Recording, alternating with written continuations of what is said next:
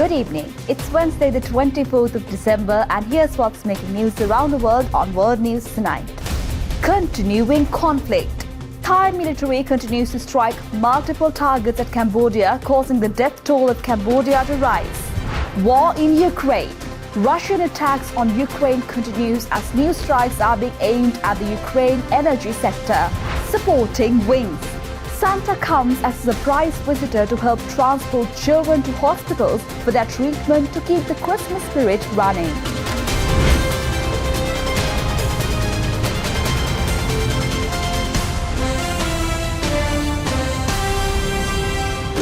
From Colombo, this is World News Tonight with Amarsha Fernando. Good evening and thank you once again for joining us on World News Tonight on other Derana news channel.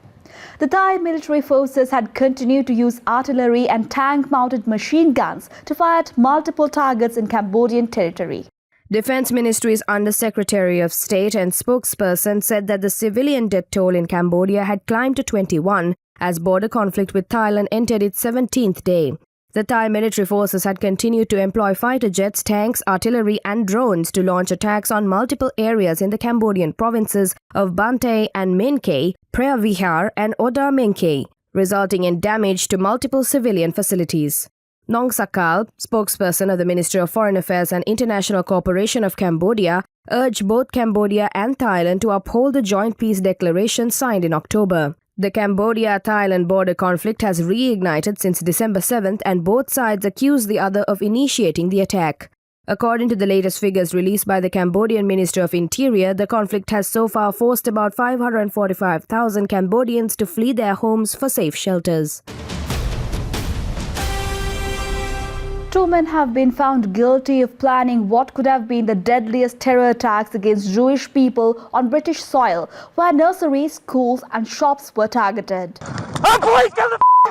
A surprise arrest in a hotel car park ends an evil plan that could have taken hundreds of lives. I'm arresting you on suspicion of being a terrorist. 38-year-old Walid Sadawi from Tunisia and 52-year-old Amar Hussein from Kuwait were plotting the attack centred on the Jewish community in Manchester. Sadawi sourcing 4 AK-47s, 2 handguns and hundreds of rounds of ammunition. What he didn't know at the time was he was liaising with an undercover agent. It could have been utterly devastating based on the weaponry and the ammunition that they were taking possession of. They planned to disguise themselves at rallies against anti-Semitism before opening fire, then moving on to strike Jewish nurseries, schools, shops and synagogues. It could have been the deadliest terrorist attack ever in UK history. The pair's now been found guilty of planning the killing spree for the UK summer last year, driven by extremist Islamic State ideology and inspired by the deadly Paris attacks 10 years ago. We only need to look at recent events in Australia to see the damage and the devastation that can be caused by firearms. The Jewish community in Manchester was targeted more recently when 2 were killed and 3 injured at the hands of a separate terrorist on Yom Kippur. The levels of anti-Semitism we have faced over the last 2 years has led to a radicalisation of certain people in our society. National Security Advisor Wee Seung-lak says Seoul and Washington have agreed to seal a separate deal in support of nuclear-powered submarines for South Korea. Following a recent trip to Washington, National Security Advisor Wee Seung-lak noted that South Korea and the U.S. have agreed to pursue a separate agreement for bilateral cooperation for Seoul to build nuclear-powered submarines. He held a press briefing on Wednesday, saying that he had in-depth talks with his American counterpart, Marco Rubio, and U.S. Energy Secretary Chris Wright for follow-up measures to the allies' joint fact sheet. When it comes to the reprocessing of spent fuel and uranium enrichment, I explained the fact that our president has emphasized his will for non-proliferation multiple times. We also stressed that it amounts to bilateral strategic cooperation for energy security. With the current bilateral nuclear energy pact banning the transfer of nuclear material for military purposes, the top security advisor mentioned the case of Australia being granted an exception in acquiring nuclear-powered submarines. He also noted that Seoul does not consider securing highly enriched uranium to fuel a sub. Instead, it plans to use low-enriched uranium. A U.S. delegation will visit Korea early next year for working-level consultations to speed up the process.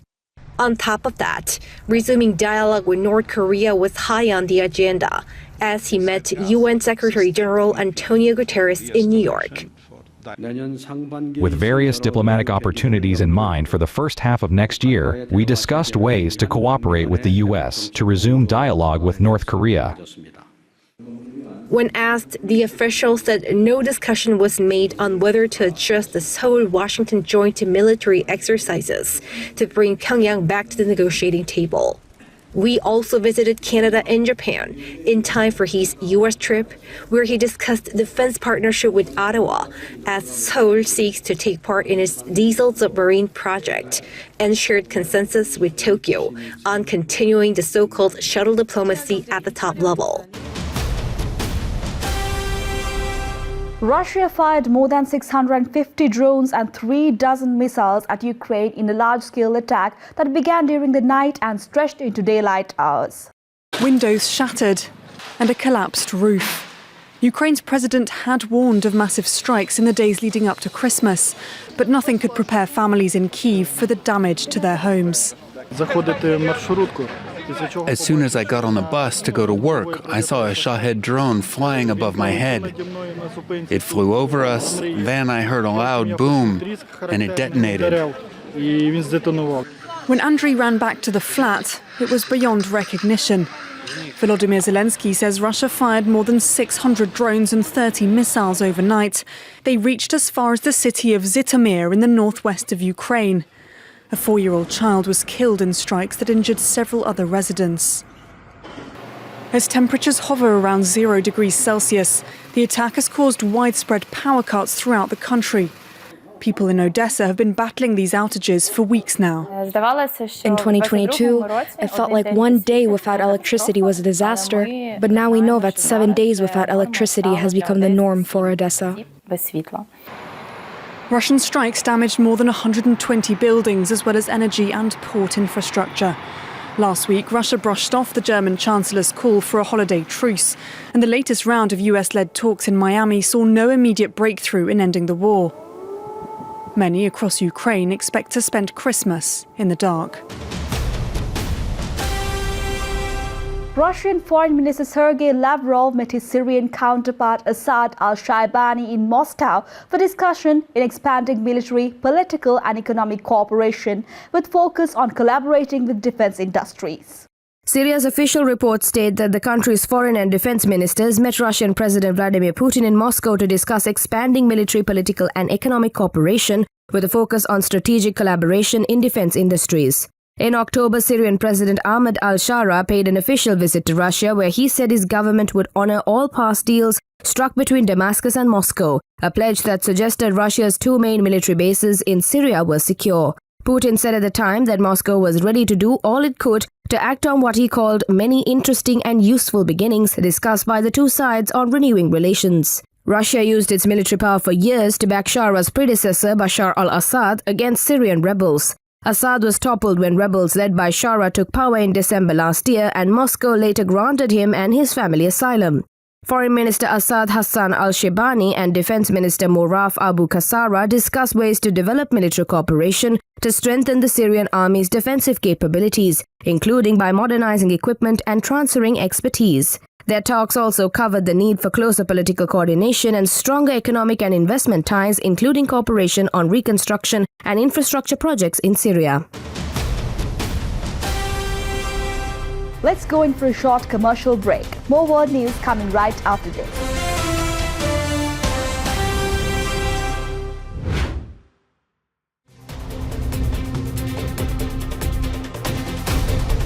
And welcome back. The US government has dropped the latest updates on the Epstein files. Large-scale controversy rises as multiple links have been made where President Trump has been mentioned, and the documents also highlight the potential connections of the former Prince Andrew Albert Christian Edward. Donald Trump on his way back from the Green as a new round of Epstein files came heavily redacted with black. In this release, the US president's name featured hundreds of times. Donald Trump travelled on Epstein's private jet many more times than previously has been reported, wrote a federal US attorney in an internal 2020 email, highlighting that Trump had been listed as a passenger on the sex offender's plane at least 8 times, including one flight where the only 3 passengers are Epstein, Trump, and a then 20-year-old. Some of the juiciest stuff really is going to be in internal DOJ emails, right? That's where the prosecutors are talking about the case. That's where they're sort of hashing out the evidence that they're seeing. Around 30,000 files have been released in this latest and largest drop, many without critical context. You probably have pictures being exposed of other people that innocently met Jeffrey Epstein years ago, many years ago. If you're telling the public and the world and the survivors that just because somebody's in a picture with him doesn't automatically mean they were involved, then why are you so scared to release the files and why has there been so much resistance? While Donald Trump has not been accused of wrongdoing in connection with Jeffrey Epstein, the US Justice Department took the unusual step of issuing a statement. Some of these documents contain untrue and sensationalist claims made against President Trump. Also in the documents, Andrew Mountbatten Windsor, correspondence revealing that prosecutors believed the former prince had engaged in sexual conduct with one of Jeffrey Epstein's victims. And while he wasn't under investigation, US authorities were requesting an interview under oath. A separate 2001 email from the Invisible Man claimed to be staying at the Balmoral Royal residence and asked Epstein associate Ghislaine Maxwell if she had found me some new inappropriate friends, signing off with A. The former prince has repeatedly denied all wrongdoing. Tens of thousands of documents have now been released. Many thousands more are yet to come. Washington is subjecting Caracas to the greatest extortion in its history. Venezuela's envoy to the United Nations after the United States announced a blockade of sanctioned oil vessels sailing to and from the country. A dancing Venezuelan president just hours after emergency UN talks over his country's rising tensions with the US tells local media the Security Council has his back. You see this strange piracy behavior that is being denounced at the United Nations Council? The Security Council is giving overwhelming support to Venezuela and the right to free navigation, to free trade. Piracy is what the president has labelled the US interception of vessels carrying Venezuelan crude oil, a move that prompted the UN's second emergency session in 2 months amid escalating tensions. The US has also bolstered its military presence in the Caribbean, framing its actions as a crackdown on drug cartels and so-called narco-terrorism, accusations Caracas rejects. Thank you, Mr. President. But at the Security Council meeting, as Russia and China urged de-escalation, the US ambassador doubled down on the measures. President Trump has been very clear that he is going to use the full power of the United States of America, the full might of the United States to take on and eradicate these drug cartels which have operated with impunity in our hemisphere for far too long. This as Venezuela's National Assembly unanimously passed a new law imposing prison sentences for anyone who promotes or finances what it calls piracy or blockades. The law comes days after a second oil tanker was seized in line with President Donald Trump's sanctions blockade. Since September, US forces have launched dozens of strikes on boats Washington claims were transporting drugs. More than 100 people have been killed, some of them fishermen, according to their families and governments. A pair of explosions and a fire apparently sparked by leaking gas ripped through a nursing home near Philadelphia, killing at least 2 people and prompting an intense search for victims in a collapsed portion of the building. Tonight, this roaring fire after a gas explosion leveled part of a Pennsylvania nursing home, trapping victims under the rubble and turning deadly. The explosion was really quite catastrophic. We know that at this time, there are at least 2 fatalities. We know that there are some number of individuals still missing. First responders racing into Silver Lake Nursing Home outside Philadelphia. There was a big boom. People are running off the facility. It was like a dynamite explosion.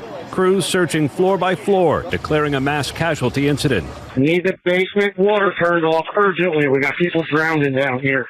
Flames and smoke pouring out of the wrecked building that has space for more than 170 beds, according to a state report. This building literally just exploded right in front of my eyes. Witnesses consoling one another, staring at the blown-out slabs of brick and debris. It's so devastating, and it's like a big family in there. Tonight, emergency crews and canine teams are trying to account for everyone who was inside. Fire department personnel immediately went into a rescue mode. They pulled many residents out of the building via windows, doors, stuck in stairwells, stuck in elevator shafts. Late today, the utility company said it responded to a call for a gas odor when the blast occurred. The Libyan Army's Chief of Staff Muhammad Ali Ahmed al-Haddad passed away in a plane crash after leaving Turkey's capital Ankara. According to records, the plane had made a request for emergency landing, and however, no communication was made. The Libyan Army's Chief of Staff, Mohammed Ali Ahmed al-Haddad, died in a plane crash on Tuesday after leaving Turkey's capital. That's according to Libyan Prime Minister Abdulhamid Dbeibeh, who said 4 others were also on the aircraft. Turkey's Interior Minister said the plane had taken off from Ankara destined for Tripoli when radio contact was lost about 40 minutes into the flight, and that the plane had made a request for an emergency landing, but no contact was established. Video from the area showed plane debris strewn in a field. The cause of the crash was not immediately clear. Turkey's defense minister had announced Haddad's visit earlier, where he met with several Turkish officials, including its defense minister. The crash occurred a day after Turkey's parliament passed a decision to extend the mandate of Turkish soldiers' deployment in Libya by 2 more years. NATO member Turkey has militarily and politically supported Libya's Tripoli-based, internationally recognized government. In 2020, it sent military personnel there to train and support its government, and later reached a maritime demarcation accord. However, Turkey has recently switched course under its One Libya policy, ramping up contacts with Libya's eastern faction as well. Sudan's Prime Minister proposed a wide-ranging peace initiative to end a nearly 1,000-day war with rival paramilitary forces. But the United States urged both sides to accept the Trump administration call for immediate humanitarian truce. As Sudan's devastating conflict is close to entering its 1,000th day, the country's Prime Minister brought his roadmap for peace before the United Nations. Sudan seeks neither impunity nor endless war. It seeks a just peace anchored in law and safeguarded by the international community. You are the international community. Idris's plan calls for a ceasefire monitored by the United Nations, the African Union and the Arab League. He demands that paramilitary forces withdraw from the areas they occupy in the west and south of the country, disarm and move to supervised camps. The conflict in Sudan broke out in April 2023 between the military and the RSF, or Rapid Support Forces. Experts on the region say the RSF are unlikely to sign on to this proposal, which would mean giving up their military power. The Trump administration has called for an immediate humanitarian truce without preconditions, while United Nations representatives criticize the country supplying arms to the warring sides and accuse the international community of ignoring the conflict. Every day, we try to keep Sudan in the news.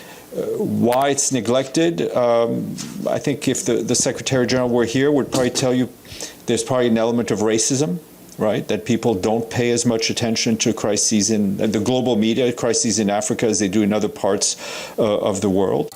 According to United Nations estimates, the war has killed more than 40,000 people, although the true figure could be much higher. The conflict has created the world's worst humanitarian crisis, with over 14 million displaced. Time for a short break now. We'll be right back with more world news.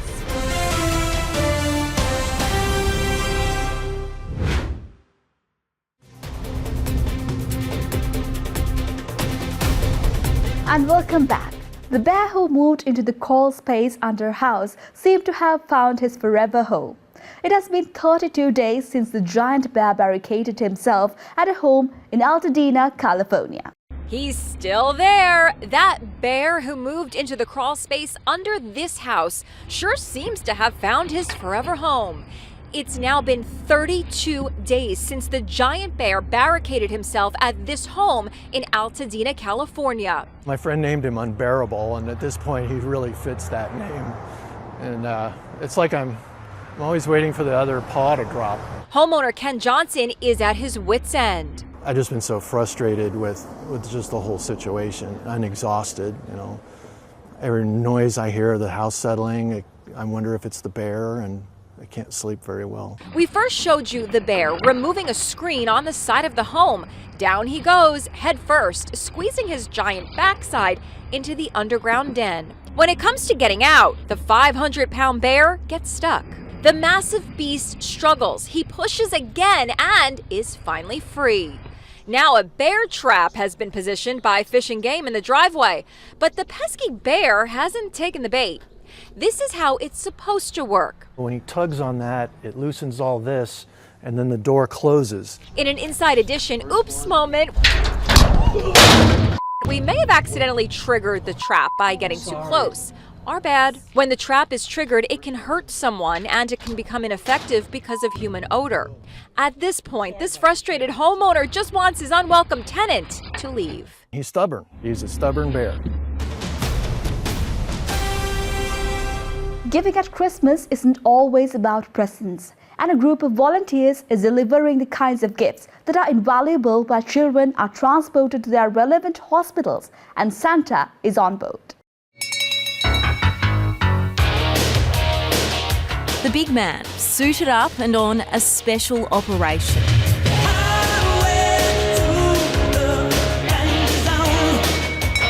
With his reindeers resting before the big night, Santa is catching a different ride. Little Wings have stepped up.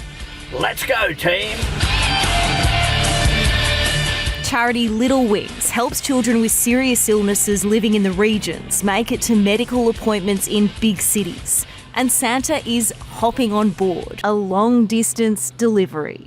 Taking off from Bankstown, enjoying the view for once without the rains, and touching down at Merimbula Airport, where Bo Robertson, with his mum and baby brother, are waiting. Hey, Bo, how you doing? The 4-year-old, at first a little shy around the world-famous face. Would you like that? But add a few extra presents. Room for one more, Santa? Yeah, always room for one more.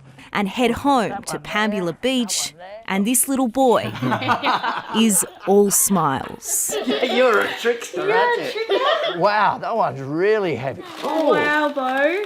Funny. What's that? Presents too for 8-month-old Nate, and even Santa is receiving gifts. Who's that? You.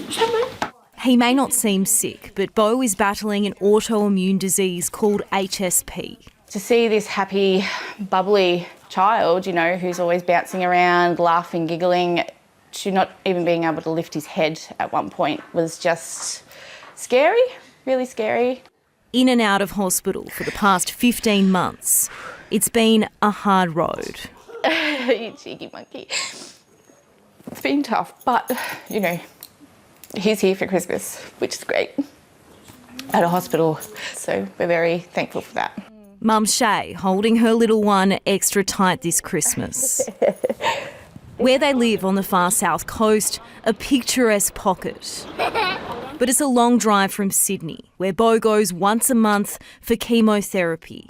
Little Wings has helped him get there. A huge, huge difference for all of us. Instead of a 9-hour trip, it's a 1-hour trip. Bo's just one of the children the charity flies to crucial medical care. It's free for the families, unlimited, and in the air every day of the year. Run overwhelmingly by volunteers, including pilot Glenn Bridgeland. I've done something like 250 missions, and we go all over New South Wales to every corner of the state. Now, one more mission complete and one more family lifted up when they need it the most. we're just so thankful for these guys. Like, without them, we wouldn't be where we are right now, that's for sure. So, yeah, incredible. And with that, we come to the end of today's edition of World News Tonight. With the hopes of seeing you again, I'm Amasha Fernando, and we leave you tonight with the visuals of Prague's Christmas market and decorations. Also, don't forget to send us your feedback through email at feedback.adncenglish@derana.lk or via WhatsApp at 076-805-7933. Thank you for watching World News Tonight on other Derana News channel. Merry Christmas and have a good night.